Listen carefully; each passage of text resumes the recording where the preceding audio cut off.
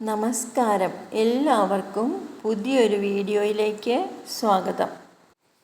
സന്ദീപനി മഹർഷിയുടെ ആശ്രമത്തിൽ താമസിച്ച് വിദ്യ അഭ്യസിച്ചിരുന്ന കാലത്ത് രാമകൃഷ്ണന്മാർക്ക് അവരുടെ സതീർത്ഥ്യനായി സുദാമാവ് എന്നു പേരായ ഒരു ബ്രാഹ്മണ ബാലനുണ്ടായിരുന്നു. ഗുരുകുല വിദ്യാഭ്യാസമെല്ലാം പൂർത്തിയാക്കി ഓരോരുത്തരും അവരവരുടെ ഗൃഹത്തിലേക്ക് തിരിച്ചുപോയി. വർഷങ്ങൾ കടന്നുപോയി. സുദാമാവ് ഗൃഹസ്ഥാശ്രമിയായി മാറിയപ്പോൾ അദ്ദേഹം മഹാദരിദ്രനായി. കുടുംബജീവിതം മുന്നോട്ട് കൊണ്ടുപോകാൻ യാതൊരു ഗത്യന്തരവും ഇല്ലെന്ന അവസ്ഥ വന്നപ്പോൾ സുദാമാവ് എന്ന കുചേലൻ്റെ ധർമ്മപത്നി കുചേലനോട് പറഞ്ഞു, അങ്ങ് നമ്മുടെ കുട്ടികളുടെ സങ്കടം കാണുന്നില്ലേ? അങ്ങയുടെ സതീർത്ഥ്യനായ ശ്രീകൃഷ്ണൻ്റെ അടുത്ത് പോയി നമ്മുടെ അവസ്ഥയെക്കുറിച്ച് ഒന്ന് പറയൂ. അദ്ദേഹം നമ്മളെ സഹായിക്കാതിരിക്കില്ല. ഭഗവാനെ കാണുന്നത് തന്നെ പുണ്യമാണല്ലോ എന്ന് കരുതിയ കുചേലൻ ദ്വാരകയിലേക്ക് പോകാൻ തീരുമാനിച്ചു. എങ്കിലും ഭഗവാന് തിരുമുൽക്കാഴ്ചയായി നൽകാൻ യാതൊന്നുമില്ലല്ലോ എന്ന് പറഞ്ഞ് വിലപിച്ച കുചേലനെ തൻ്റെ ഭാര്യ ആശ്വസിപ്പിച്ചിട്ട് ഇങ്ങനെ പറഞ്ഞു, അങ്ങ് വിഷമിക്കേണ്ട. ഭഗവാൻ ഏറ്റവും പ്രിയമുള്ള അവിൽ ഞാൻ ഉണ്ടാക്കിയിട്ടുണ്ട്. സമീപഗൃഹങ്ങളിലുള്ളവർ നൽകിയ കുറച്ച് നെല്ലുണ്ടായിരുന്നു. ഞാൻ അതുകൊണ്ടുണ്ടാക്കിയതാണ് ഈ അവിൽ. അതൊരു തുണിയിൽ പൊതിഞ്ഞ് വളരെ സന്തോഷത്തോടെ അദ്ദേഹം ദ്വാരകയിലേക്ക് പുറപ്പെട്ടു. യാത്രയിലുടനീളം അദ്ദേഹം കൃഷ്ണനാമം ഉരുവിട്ടുകൊണ്ടിരുന്നു. യാത്ര ചെയ്ത് അവശനായ കുചേലൻ ദ്വാരകയിലെത്തി.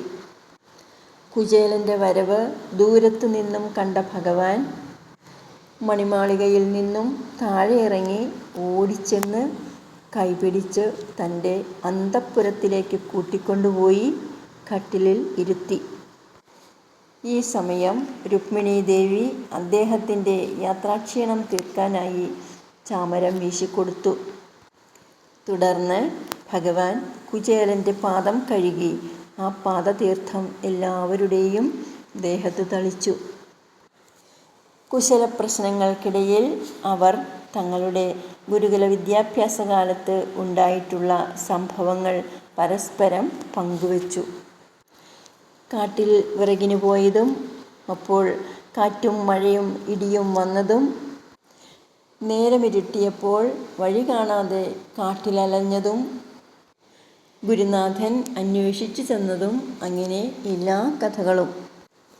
സംസാരത്തിനിടയിൽ തനിക്കെന്താണ് കൊണ്ടുവന്നിട്ടുള്ളത് എന്ന് ചോദിച്ച് ഭഗവാൻ കുചേലൻ്റെ ഉത്തരീയത്തിനുള്ളിൽ നിന്നും അവിൽ പൊതിയെടുത്ത് അതിൽ നിന്നും ഒരു പിടി അവിലെടുത്ത് ഭക്ഷിച്ച് ഇത് തനിക്ക് ഏറ്റവും പ്രിയപ്പെട്ടതാണല്ലോ എന്ന് പറഞ്ഞു. തുടർന്ന് അന്ന് രാത്രി അദ്ദേഹം അവിടെ താമസിച്ചു. പിറ്റേ ദിവസം രാവിലെ തൻ്റെ ഗൃഹത്തിലേക്ക് യാത്ര തിരിച്ചു. സഹായം ചോദിക്കാനാണ് ഇവിടെ വന്നതെങ്കിലും തനിക്കെന്തെങ്കിലും വേണമെന്ന് അദ്ദേഹം ഭഗവാനോട് പറഞ്ഞില്ല. ഭഗവാൻ ഒന്നും കൊടുത്തതുമില്ല. ഭഗവാനോട് യാത്ര പറഞ്ഞ് സ്വന്തം ഗൃഹത്തിലേക്ക് നടക്കുമ്പോൾ താൻ ചോദിച്ചിരുന്നെങ്കിൽ ഭഗവാൻ എന്തും നൽകുമായിരുന്നു എന്നും, ഇനി വീട്ടിലെത്തുമ്പോൾ ഭാര്യയോട് എന്തു പറയുമെന്നും ചിന്തിച്ച് വികാരഭരിതനായ അദ്ദേഹം തൻ്റെ വീടിൻ്റെ പരിസരത്തെത്തി. എന്നാൽ തൻ്റെ പഴയ ഗൃഹത്തിൻ്റെ സ്ഥാനത്ത് വലിയൊരു കൊട്ടാരമാണ് കാണാൻ സാധിച്ചത്.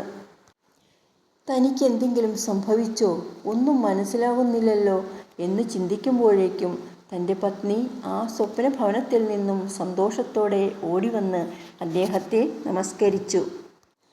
സർവാഭരണ വിഭൂഷിതയായി ഒരു ദേവസ്ത്രീയെപ്പോലെ നിൽക്കുന്ന ഭാര്യയെ കണ്ട് അദ്ദേഹം അതിശയിച്ചു.